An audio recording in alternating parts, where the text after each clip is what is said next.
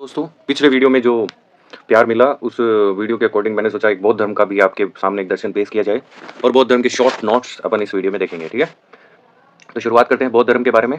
बौद्ध धर्म बेसिकली जो है वो हमारे धर्म की कैटेगरी में जितने भी धर्म होते हैं उनमें काफ़ी ज़्यादा फैला, बाहर के देशों में भी फैला और ये अभी बाहर के देशों का एक प्रोमिनेंट धर्म बन चुका है, पर इंडिया से ये बहुत नामात्र ही है।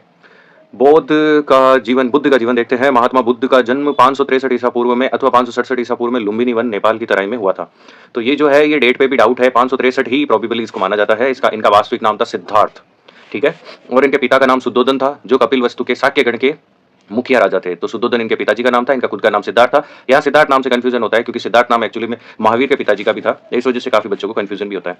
इनकी माँ का नाम महामाया था जो कि कोलिय वंश की राजकुमारी थी और बुद्ध के जन्म के कुछ समय बाद ही इनकी मृत्यु हो गई थी, यानी बुद्ध के जन्म के कुछ समय बाद इनकी माता की मृत्यु हो गई थी। बुद्ध का लालन पोषण इनकी मौसी महा प्रजापति गौतमी ने किया। 29 वर्ष में महात्मा बुद्ध ने ग्रह त्याग किया और इसे महाभिनिष्क्रमण नाम से जाना जाता है। महात्मा बुद्ध उरुवेला के जंगल में तपस्या प्रारंभ की। कौंडिन्य सहित 5 ब्राह्मण इनके पड़ोसी तपस्वी थे, मतलब और भी तपस्या करते थे। तो तपस्या का ट्रेंड था उस समय, तपस्या बहुत ज्यादा लोग करते थे और एक तरीके से तपस्या करने में ब्राह्मण भी थे, बहुत भी जातियां थी, वो कर रहे थे। तो उनके पास 5 ब्राह्मण भी कर रहे थे।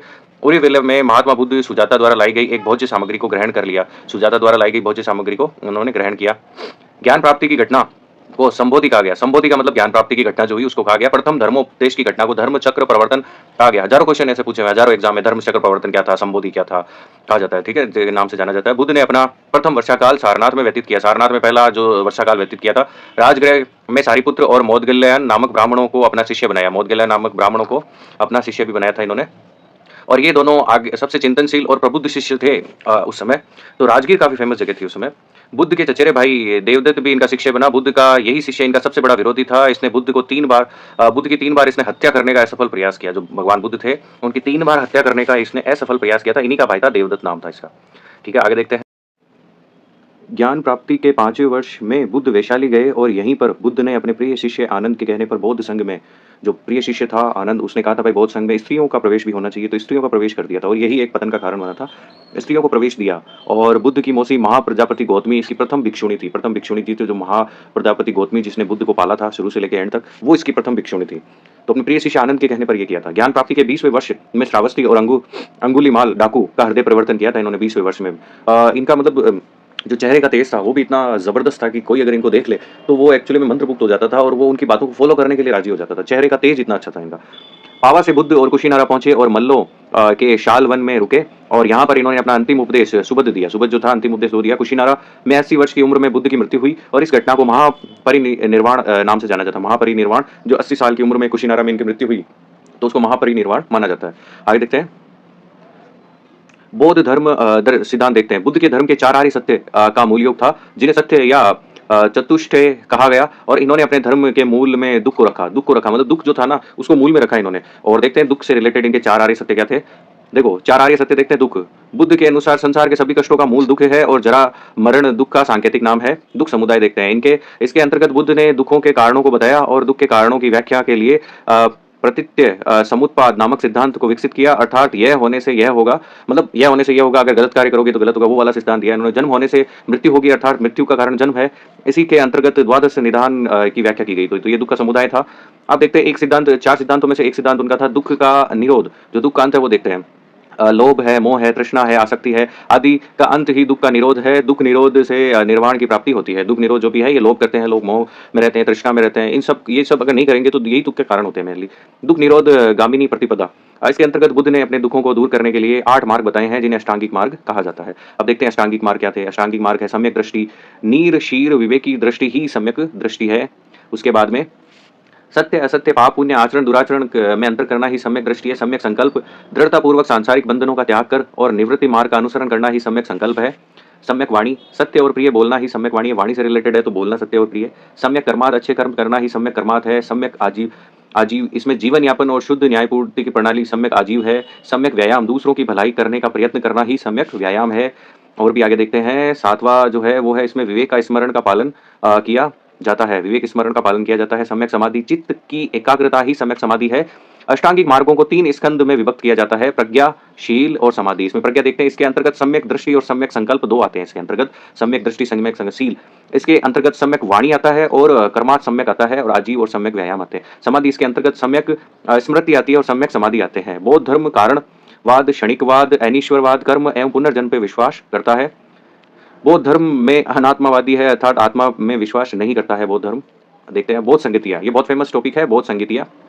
4 संगतियाँ हुई थी बौद्ध संगतियाँ, जिनमें वो साधु संत थे जो आपस में मिला करते थे, बैठ के डिस्कशन करते थे, किसी धर्म ग्रंथ को वो बनाते थे, उसमें बैठ के लिखते थे उसको। तो वो बौद्ध संगतियाँ 4 हो रखी है और चारों किसी शासक के टाइम है, वो पूरा देख लेते हैं।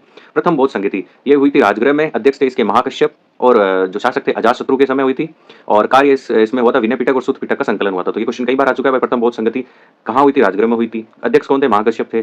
और किसके शासनकाल में हुई थी? अजातशत्रु के शासनकाल में हुई थी। इसमें क्या हुआ था? विनय पिटक और सूत पिटक का संकलन हुआ था, मतलब कि एक तरीके से लिखा गया था। द्वितीय बौद्ध संगति वैशाली में हुई थी। सर्वकामी यानी सुबुकामी अध्यक्ष थे इसके। कालाशोक यानी काकवर्ण जो थे वो इसके शासक थे उस समय। और बौद्ध संघ में फूट हुई थी, बौद्ध भिक्षु 2 वर्गों में विभक्त हो गए थे, स्थिरवादी और महासांगिक, ये 2 जो थे इनमें विभक्त हो गए थे। ये भी क्वेश्चन कई बार पूछा जाता है। तृतीय बौद्ध संगति जो है पाटलिपुत्र में हुई थी। मोगलीपुत्र 30 जो थे वो इसके जो अध्यक्ष थे अशोक के समय हुई थी, अशोक ने करवाई थी। अभिधम पिटक का संकलन उस समय हुआ था।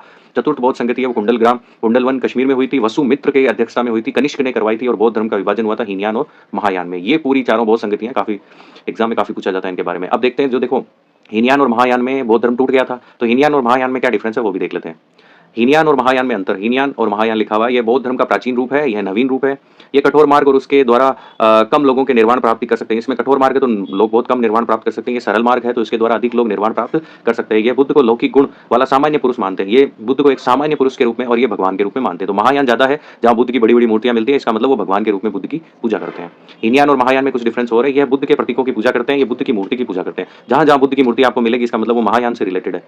इनके ग्रंथ पाली भाषा में रचे गए हैं और इनके ग्रंथ जो है वो संस्कृत में रचे गए हैं। ये कर्म और धर्म में विश्वास करते हैं, ये परोपकार में विश्वास करते हैं। इनमें बोधिसत्व का आदर्श ग्रहण किया जाता है जो दूसरों का कल्याण करते हैं। इनका प्रचार प्रसार लंका, बर्मा, थाईलैंड, कंबोडिया आदि देशों में हुआ है हीनयान का। और इसका प्रचार चीन, तिब्बत, जापान, कोरिया आदि में हुआ है। ये सारे देश जो है यहाँ पे महायान का प्रचार हुआ है। अब आगे देखते हैं हीनयान के उप संप्रदाय देखते हैं। एक तो वैभाषिक मत है और एक सोतांत्रिक मत है। विभाषा नामक ग्रंथ में श्रद्धा रखने के कारण वैभाषिक कहलाए। इस मत के प्रवर्तक वसुमित्र थे। वसुमित्र लिखित अभिधम कोश का इनका महत्वपूर्ण ग्रंथ है। तो वैभाषिक यानी जो महाविभाषा जो ग्रंथ है उसमें ये श्रद्धा रखते हैं। सोत्रांतिक जो मत है उसमें सूत पिटक में श्रद्धा रखने के कारण सोतांत्रिक कहलाए। इस मत के प्रवर्तक है कुमार लाट है इसके प्रवर्तक। आगे देखते हैं महायान के उप संप्रदाय। महायान के उप संप्रदाय योगाचार यानी विज्ञानवाद, इसमें मन आदि का प्रचारक मैत्रेयनाथ थे। शून्यवाद देखते हैं माध्यमिक दर्शन, और इस मत के प्रवर्तक नागार्जुन थे। नागार्जुन बहुत फेमस है। और बौद्ध न्याय दर्शन, इस मत के प्रवर्तक थे दिग्नाथ। और वज्रयान, यह बौद्ध धर्म का तांत्रिक स्वरूप है। इस मत के प्रवर्तक असंग माने जाते हैं और इसमें तारा नामक देवियों की पूजा भी की जाती है।